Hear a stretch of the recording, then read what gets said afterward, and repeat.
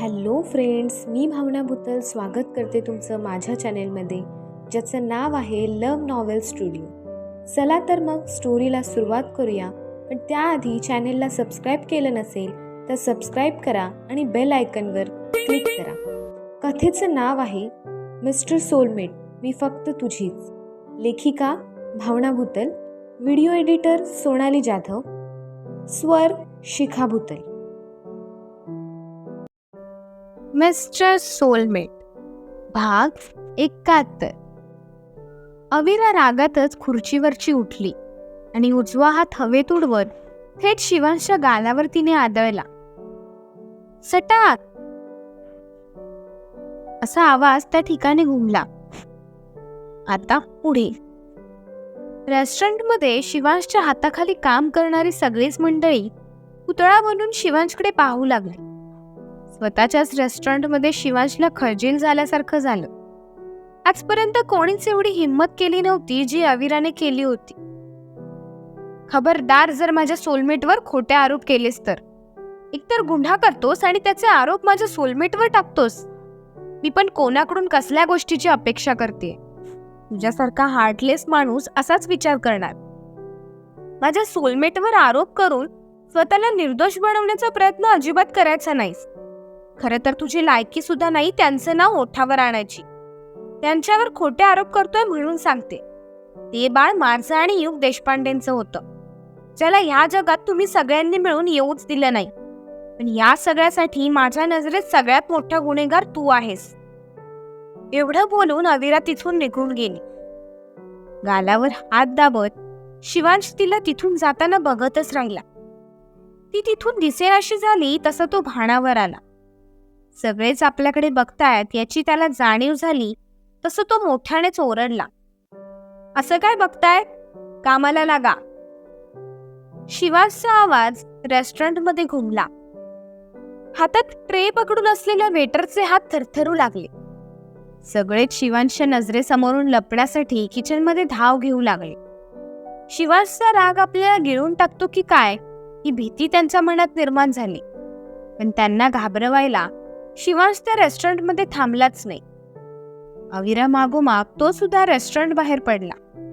अविरा एका कारमध्ये शिरताना त्याला दिसली.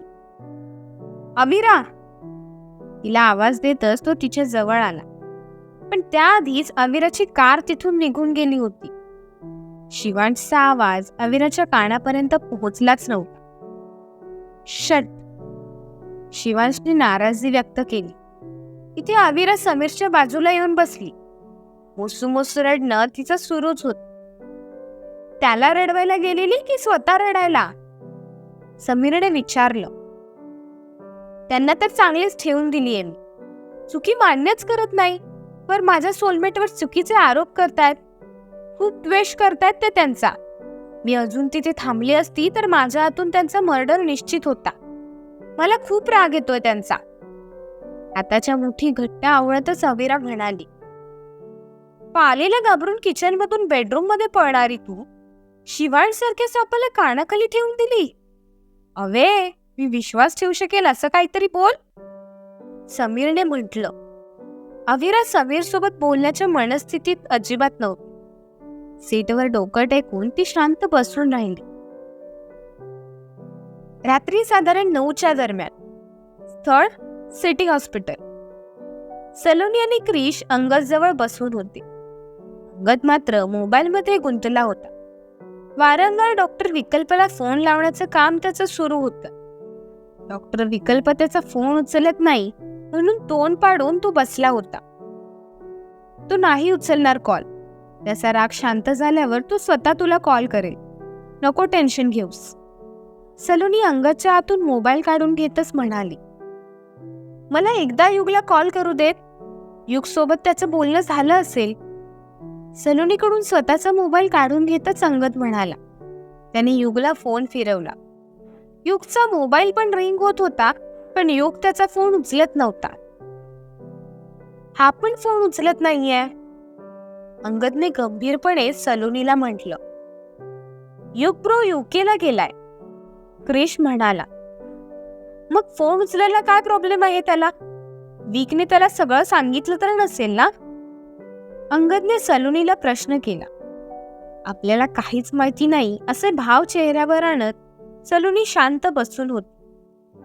मगाशी मी केलेला त्याला कॉल, तर बरोबर उचलला.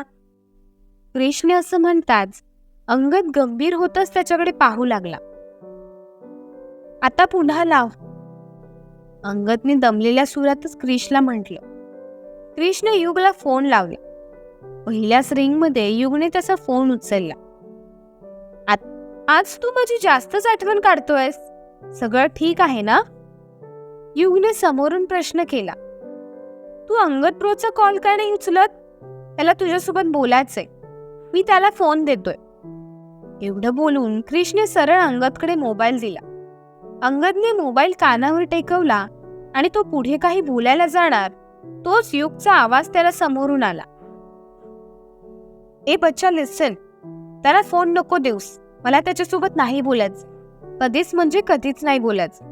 मी अंगद नावाच्या कोणत्याच व्यक्तीला ओळखत नाही, बट तुझी आणि माझी ओळख शेवटपर्यंत राहील. I love you lots, take care. आता मी थोडं बिझी आहे, चल बाय. एवढं बोलून युगने समोरून फोन कट करून टाकला.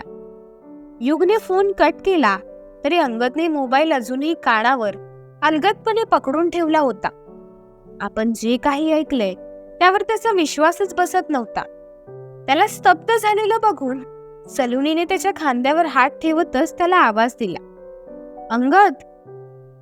अंगद त्याला लागलेल्या तंद्रीतून बाहेर आला. ते युग. एवढं बोलून हातातील मोबाईल त्याने सलोनी समोर धरला. सलोनीने त्याच्या हातून मोबाईल काढून घेत क्रिशकडे सोपवला. काय झालं? सलोनीने विचारलं. त्याला माझ्यासोबत नाही बोलायचं, अंगद म्हणाला. तू युग ब्रो सोबत भांडलास काय? क्रिशने विचारलं. तेव्हा अंगद काहीही न बोलता शांत बसून राहिला. सांग ना, क्रिश हट्ट धरतच विचारू लागला. तरी अंगदने नाही म्हणून मान डोलवली. मग असं का बोलला तो? एका प्रश्नाचं उत्तर मिळालं तसं क्रिशने लगेचच दुसरा प्रश्न अंगदला विचारला.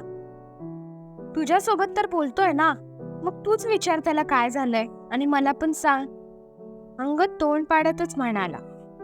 विचारतो ना, असं कसं तुझ्यावर रागवला तो? युग ब्रो संपूर्ण जगावर रागवू शकतो, पण तुझ्यावर नाही, आणि माझ्यावर तर कधीच नाही. तोंडाची बडबड करतच क्रिशने युगला फोन लावला.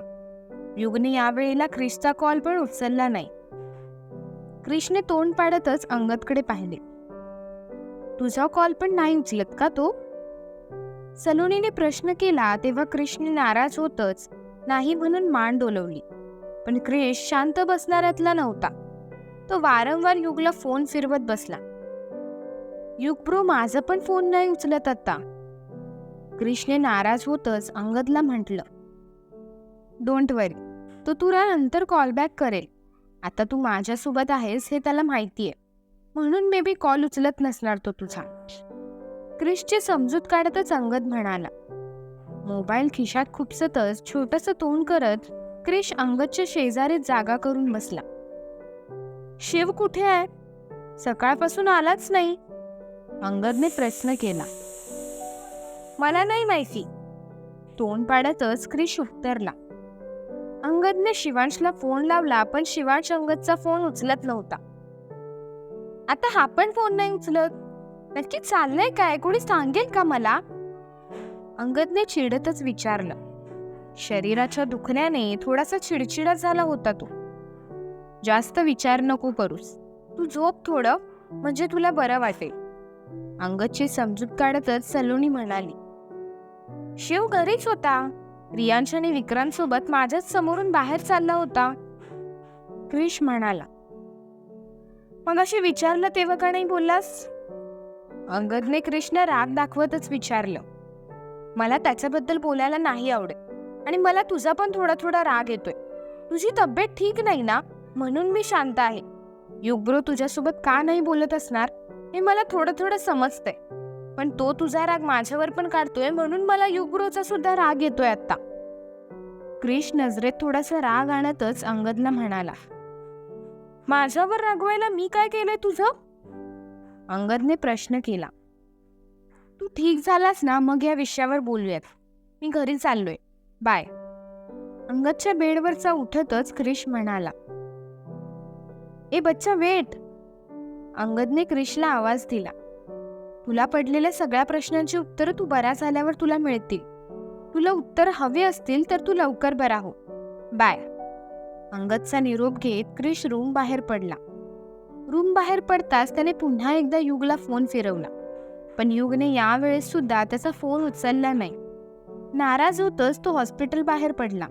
स्वतःच्या कारमध्ये येऊन बसताच त्याला काहीतरी सुचलं. तसं त्याने समीरला फोन फिरवला. समीर आणि अविरा दोघंही डॉक्टर विकल्पच्या घरी आहेत हे जेव्हा त्यांना कळलं, तसं तो सुद्धा त्यांना भेटायला डॉक्टर विकल्पच्या घरी जायला निघाला. हॉस्पिटलमधून डॉक्टर विकल्पचं घर अर्ध्या तासाच्याच अंतरावर होतं.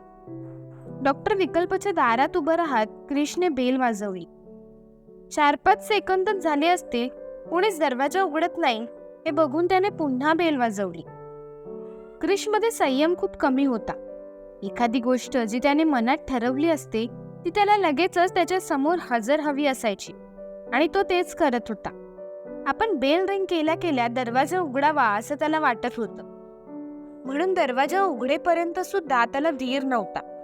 खरं तर याला जबाबदार अंगदच होता. त्याचे प्रत्येक हट्ट पुरवण्याच्या नादात शिस्त लावायलाच तो विसरला होता. वारंवार रिंग होणाऱ्या डोअरबेलने डॉक्टर विकल्प खूपच चिडला. थकून भागून नुकताच तो घरी आला होता. अशातच वारंवार होणारी डोअरबेल त्यांच्या कानांना बोचू लागली.